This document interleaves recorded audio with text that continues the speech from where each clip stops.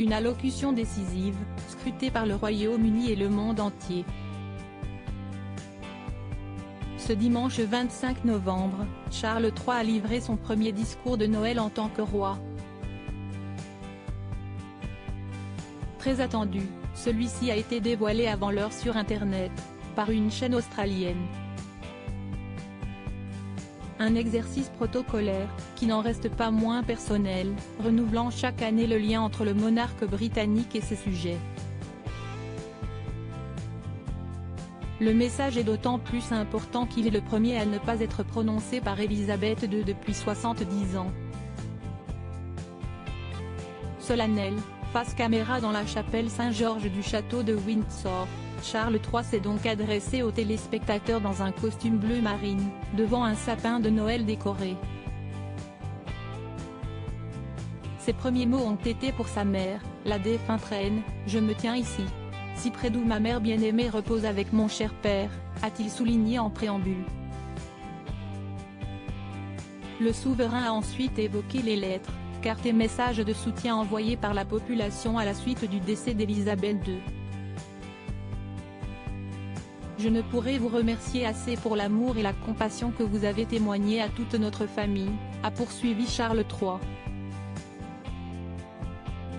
Et d'enchaîner sur l'importance que revêt Noël pour ceux d'entre nous qui ont perdu un être cher. Le roi a tenu à saluer la mémoire de sa mère, qui n'avait pas seulement foi en Dieu, mais aussi en les gens, et dont les valeurs d'entraide et de compassion ont innervé la société britannique.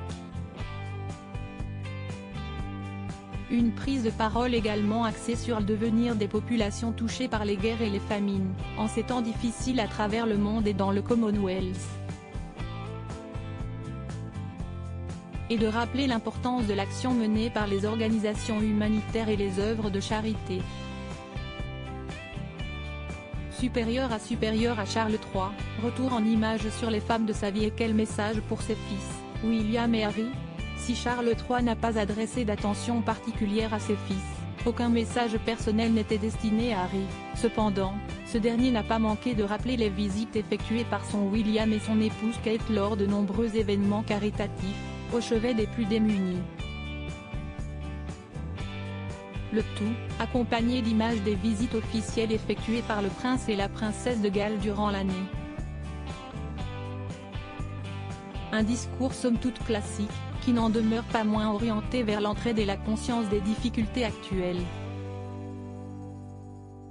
Article écrit en collaboration avec 6 médias. Crédit photo, agence.